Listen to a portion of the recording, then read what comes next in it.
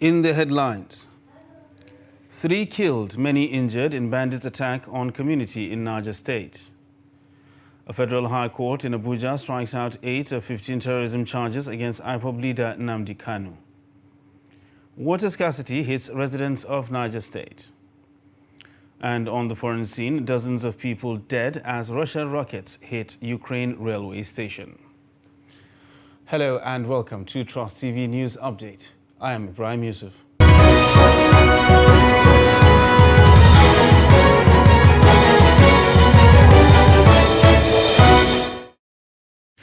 Now the news in detail. At least 3 persons have been killed while several others have sustained injuries in attacks on Rumachimadala community in Basa Kokoki local government area of Shiroro of Niger State. Many others were abducted during the attack, which took place Thursday afternoon. Co-convener of Concerned Shiroro Youth of Niger State, Sani Abubakar Yusuf, told correspondents that the bandits attacked the community with sophisticated weapons. During the deadly encounter, about 3 people were reportedly killed, while many others were abducted. He said kidnap for ransom has become a common phenomenon in the localities. Meanwhile, Nigeria's insecurity in recent years has risen sharply in almost every part of the country, which have defined all human understanding, posing threats to the lives of millions of Nigerians. Now, it could be recalled that almost 2 weeks ago, the country witnessed a major terrorist attack where passengers traveling on the Abuja-Kaduna train were attacked. 8 people killed, 168 kidnapped, and many injured. Barely 24 hours after that terrorist attack, another attack was reported along Abuja-Kaduna Road, where scores of people were kidnapped. Now, this is a situation that is frightening to every Nigerian, according to experts, and one may begin to wonder where the country went wrong. Now, earlier in the studio, we had the pleasure of having a security analyst, Captain Bish Johnson, to discuss the security situation in the country. All right, so talking about Nigeria's insecurity, now a lot of Nigerians are crying out, you understand, trying to understand what exactly is happening. Where did the country go wrong? All right. This country has failed to make the critical investments that were actually needed to secure the entire length and breadth of the country. We were not planning alongside our population growth. The number of security operatives were not following up with the growth of our population. And so what has happened is that there is a huge gap between assets and resources that's devoted to security of lives and property when you compare that to the population growth of the country. And so for that reason, we are lagging. And so it needs a radical approach. Something radical has to happen to be able to bridge that gap and make sure that the required number of resources and assets for security is at par with the growing population. Okay, so basically we're playing catch-up when it comes to security. We have not even started trying to play catch-up. We are still very, very behind because we have not even started making those critical investments. We're not meeting the requirement or the UN recommended requirement in terms of the ratio of police officers to the percentage of the population. We have not gotten to that point yet. And so we need to do something radical. And that is one side. Another thing is that because we have failed to also invest in all the critical infrastructures that could have allowed us to grow our economy, create employment for the same population that was growing and keep them busy. We didn't do that. And so those population are almost idle. And because they're idle, some of them are resorting to criminal activities, and that is why we are where we are today. All right, so this leads me to my next question. I mean, every Nigerian that you speak to right now is calling for a better system of security, all right? We understand that what we have right now is not working. Sure. You understand? So we're looking for something better. Sure. So specifically now, you said we need to do something radical. Specifically, what do we need to do? One of the things that I have been recommending and that I have always recommended is that we have to look at security from the perspective that it's everybody's responsibility. And what I mean by that is that it's quite obvious that the federal government alone cannot provide adequate security for the entire country. So some of us have been asking for a situation where, for example, we decentralize the police and allow states to even have their own police with regulations. Okay. Because I understand the concerns of those who are opposed to state police. Those concerns are legitimate. Okay. But we can find some necessary regulations that we can put in place so that those their concerns can be remedied. Like what? Their complaint is that state governors are going to use the state police to go after their political opponents. Yes. Good. That is why the federal government, for example, if you go to the US right now, the FBI is the federal police, and all the cities and states have their own police. And they have a Department of Human Rights Violation at the federal level. Okay. And in every system, of course, the federal government supersedes the state. And so we can put things like that in place. Okay. And another thing is that the longest, the most a governor stays in office is 8 years. After that 8 years, it's just like any other citizen of the state. Okay. So whatever crime that he commits while in state, as a state governor, using state apparatus, he will be held to account when he leaves office. So we make sure we have those kind of processes in place, because the federal government cannot fund adequate security for the entire state, the entire country. So everybody has to play a part.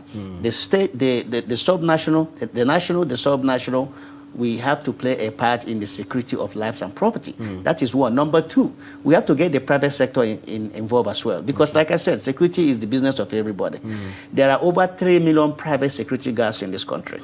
There are over 1.5 million, over 150,000 private security guards in this country. These are people that have been screened and trained, but we are not effectively utilizing them as a result of outdated civil security laws that we have in place. So we have to look at those laws, see how we can bring them up to date, so that these private security companies and their guards can equally become a very fundamental and veritable part of our security system to make up for the lapses that the public security cannot provide. So in essence, they will complement the effort of the public security agencies. Okay, so generally everybody has to be involved in the business of security. Everybody has to be involved. Private sector and individuals as correct. Well. Government, right. Private sector, subnational, government at all levels. All right. And now that was Captain Bish Johnson discussing insecurity earlier in the studio. Now moving on to other stories, the Federal High Court in Abuja on Friday struck out 8 of the 15 terrorism and felony charges preferred by the federal government against the detained leader of the indigenous people of Biafra, Nnamdi Kanu. Justice Nyako, while ruling on a preliminary objection filed by the IPOB leader, strikes out the charges, and we will bring you the details in our subsequent bulletin. Meanwhile, residents of Minna, the Niger State capital, are finding it more difficult to access water for domestic use, especially during this month of Ramadan. Since most wells that serve as a source of water for many households have dried up, a truck of 10 jerrycans now costs between 600 naira and 1,200 naira. Abubakar Akuti tells us more. One thing that the residents of Minna, the Niger State capital, have lived with since beginning of this dry season is water scarcity.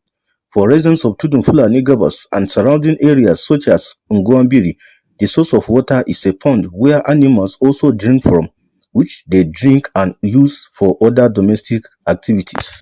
It's the only promising source of water we have in this city. Because pipe-borne water don't come from it. So the selected few individuals that dug borehole this year, they are selling it. So, and the number of queue, you have to wait for an hour before you get 2 or 3 things. So if you need water, you have to come down here. So, because, in fact, you can see the children, the adults, everybody is running down to Mama Joe so that they satisfy their. We in the area are not buoyant enough to go and buy water that they sell 100 naira per keg. So we have no alternative than to take what we have. We batch, we cook, and sometimes even drink. Every living thing here drinks from this water. And the fortunate thing we are having, you can see their settlement already ahead of the dam. So their sewage from their houses. When it's rain now, it's all magnet down here. But we don't have any alternative. While there are few private boreholes where the water is sold as low as 10 naira per jerrycan, residents will have to queue up for hours to get water fetched. Some people put their jerrycan late in the night around 11 p.m. Some of them will not even get water. It will last for like 3 days. But we are making a lot of effort to see that everybody water, especially this month of Ramadan. We need to not be only in the morning like this. In midnight, at 12 o'clock, we dey here to come line up to get water. If we no come around 12, we no go get water till next day. Water as we were suffering of water is for 1 month now. Some people are coming from area court, some people are coming from New York to Residents said State Water Board does not supply water to many areas, while wells that have served as a major source of water in many households have dried up this dry season, forcing them to buy from vendors at prices between 600 naira and 1,200, which is also hard to find. And while those with means buy from truck pushers, those without the means trek kilometers to fetch water wherever it's available. In Mina, Abubakar Akote, Trust TV. And staff of INEX cleaners on Wednesday called on the state government to retain them after the contract between the government and their employer, INEX Cleaners, expires. They made the call during a peaceful protest to the government house in Gombe. Ibrahim Ismail reports. The peaceful protest was expected as they were already in the know that the state government has terminated the contract with their employer, left with little or no option of avoiding joblessness. This seems the best way to get government's attention to their plight as they speak to Trust TV. We are doing our work. We just saw new workers who came through job racketeering. We heard that the government will return us with a good pay, 15,000 naira monthly. However, we are being replaced with new workers. All of us, we are working in this company, and then they replace someone in our works. That is why the thing is they pay us. We come here to our governor to help us, to take us, bring us the justice in our works. The state government, through the Gombe State Environmental Protection Agency (GOSEFA), said the state government terminated its contract with INEX due to the high cost of operation. The general manager of the agency, Muhammad Kumo, called on the protesters to be patient as plans are underway to retain their employment when it signs a new contract with another company. GOSEFA here, we are engaging 1,000. Those one that engage in cleaning the drainages. The Cosmopolitan are engaging about 520. That's 1,520. Then the Baptist Green are engaging about 874. Tonight, even 900. That's what we are planning to engage. And their number is, I think, is about 3,100. But we will, inshallah, do our best to see that we have achieved our desired goals, inshallah. From Gombe, Ibrahim Ismail reporting for Trust TV. Youth in Iswanyocha community in Oka North local government area of Anambra State have protested that what they called incessant arrests in the community by personnel of the Anambra State Police Command. The youth called on the Inspector General of Police, Usman Baba, to urgently come to their aid, as over 80 youth have been arrested on alleged instigation of some wealthy individuals in the country. The youth, in a peaceful protest, marched around the community calling for the release of their colleagues who have remained in detention without any established crime. Placards carried by the protesting youth read, "Iswanyocha people are crying for help. Governor Soludo, come to our aid. Governor Soludo, Iswanyocha people are dying. Please save us from brutality," among others. Reacting to the allegations, the police public relations officer in Anambra State, Tochukwu Ikenga, says police only got involved in a bid to maintain law and order in the community. He is a murderer, and anybody who murders somebody in his Iswanyocha should go and hang himself. That is our tradition. As it is now, a lot of people in Iswanyocha are missing. They have arrested more than 100 people, and more than 100 names are still on their list. a lot of atrocities. Commissioner of Police should be aware that we have a crisis in Isuanocha, between Isuanocha and the Onyagolo family and others. And they are terrorists. They are using them. They are using the corrupt police against the community. They cannot sleep at night. Look at young boys everywhere. At night they be looking for booth to sleep in. This family called Onyagolo's family, led by Tony, is terrorizing our town with court boys, bad eggs in the police, higher class and other persons. Sometimes people will be like this and start running for nothing. When you ask them, they will say that Tony is chasing after them. Many people are missing in our town. So in summary of it all, our town is being devoured by one family and their group called Onyagolo's family. So we are pleading on the state and federal government of Nigeria to come to our aid. You're watching Trust TV News Update. Coming up after the break, secrets of Jigawa edible fruit. This and more after the break. Do stay with us.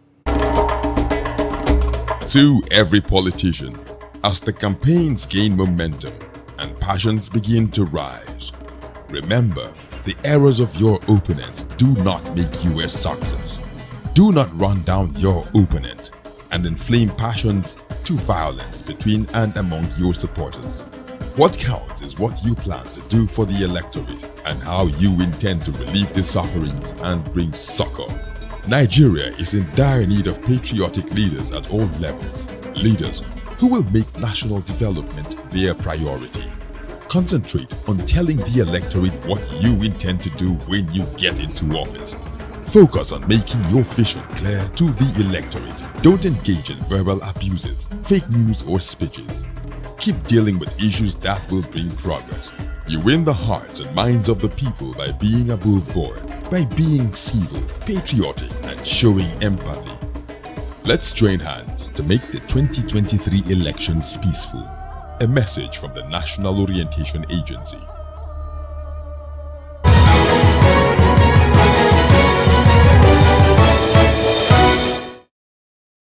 Welcome back and thanks for staying with us on Trust TV News Update. Now a look at our top stories. At least 3 persons have been killed while several others have sustained injuries in attacks on Rumachi Madalla community in Niger State. And the Federal High Court in Abuja strikes out 8 of 15 terrorism charges against IPOB leader Nnamdi Kanu. Now moving on to other news, the Nigeria Erosion and Watershed Management Project, NEWMAP, says it will continue to give priority to communities affected by erosion as a way of improving the life of the people in those areas. Some officials of NEWMAP stated this while inspecting rehabilitated erosion sites in Lafia, Nasarawa State capital. Abubakar Abdullahi has the report. Was among those affected by erosion in some parts of the state, but the intervention by the Nigeria Watershed Management Project has brought succor to the people here. The managers of NEWMAP activities in Nigeria say commitment by the benefiting communities of its project will encourage the World Bank to inject more resources towards improving the life of the people. One of the things that we are looking at doing is actually to work with communities such as yours.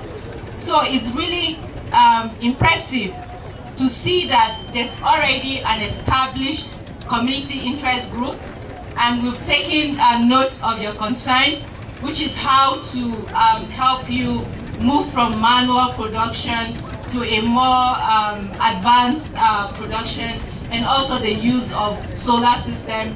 And you see, whatever you do, if you do it well and you excel and you show real commitment in it, definitely one day somebody is going to notice it and something very good will follow. Governor Abdullahi Sule of Nasarawa State, on his part, commended NEWMAP for embarking on projects that touch the lives of the citizens. My joy actually comes from the fact that at least you can hear directly from some of the people that you have impacted on their lives. This area during the rainy season used to be a very no-go area. It was a very difficult area to pass by. Today, just like they have passed through the testimonies you have had, they are able actually to carry out their activities effectively, and they are able to cross and connect with their friends and other business partners just across. Representatives of the benefiting communities commended NUMAP for the intervention and promised to safeguard the project. Today, what has been as a block neck to us, as a bottleneck, has been removed, despite the fact that the construction of this drainage and culvert has really increased our life. Sarari, an na koma ina cikin siminti. Na gode maka da girma, mai daukaka mana Allah ya kara maka. Several communities across the state that before now suffered erosion and other environmental disasters benefited from the NUMAP project. Abubakar Abdullahi, Trust TV News, Lafia. Zamfara State Governor Bello Muhammad has distributed 260 cars to all traditional rulers in the state. The distribution was performed by the Sultan of Sokoto, Saad Abubakar III, at the Government House in Gusau, the state capital. The report. The Sultan of Sokoto, Saad Abubakar III, who performed the distribution of the assorted vehicles to the traditional rulers, expressed gratitude to Governor Bello Muhammad for prioritizing the welfare of the traditional institutions, which he said remains a thread that holds the society together. The Sultan called on the beneficiaries of the gesture to continue to support the administration of Governor Bello Muhammad by contributing their quota to efforts geared towards ending the challenges facing the people.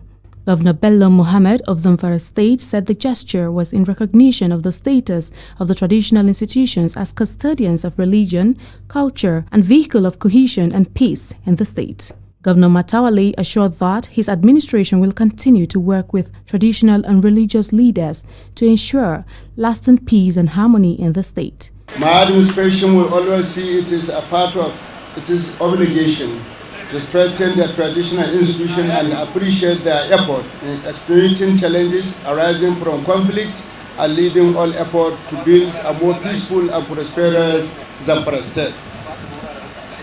As our leaders, we will stay steadfastly committed to providing for your welfare, safety, and any essential support that will allow you to carry out your duties without incident and with bigger successes. Governor Bello Muhammad informed that his administration is currently rehabilitating and reconstructing some of the palaces of the emirs across the state and assured that the project will soon be completed.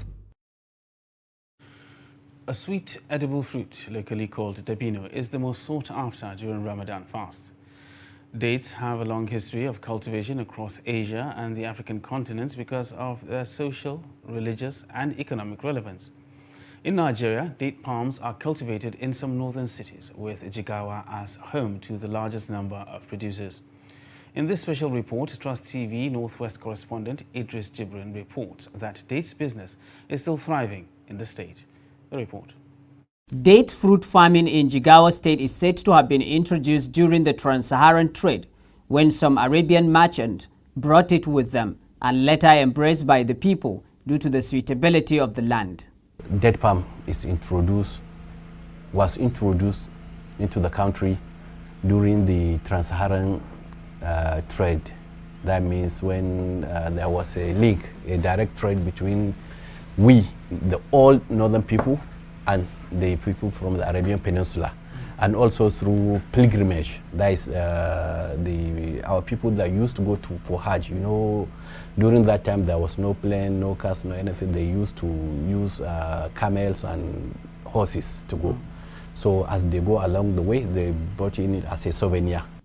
Today, date cultivation and production is a multi-billion naira agricultural activities in Jigawa State. Abdul Qadir Abdullahi, like many other farmers, have been maintaining their date palm for over 20 years, which also remains their primary source of income. You have gone around the date palm and you have seen how great it is, which if you plant it now, Within the next 3 years, you will start benefiting from it till the end of time. Date farming is our mainstay.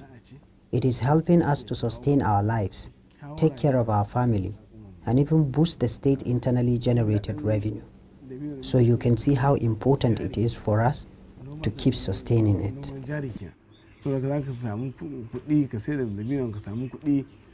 The fast expansion in the cultivation of date palm trees in the state reduces importation of dates from other neighboring countries like Niger Republic. This popular dates market in Shuarun tells a story of how traders flocked here to trade on a daily basis.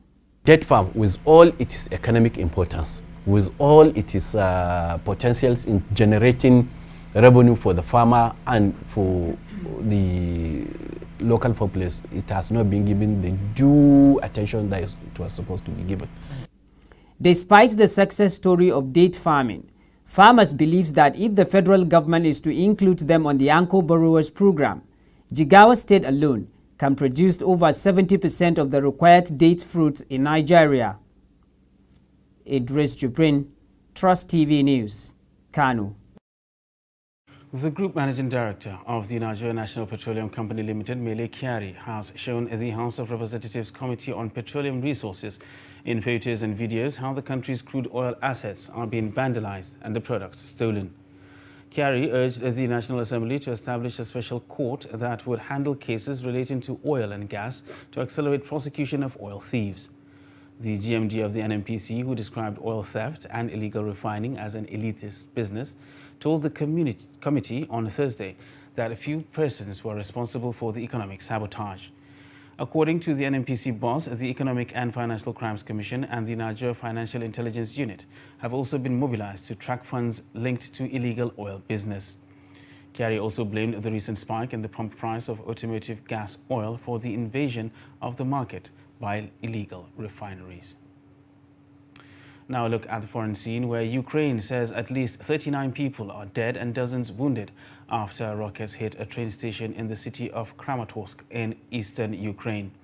According to the Donetsk regional governor, thousands of people were at the station at the time as they fled Russian attacks.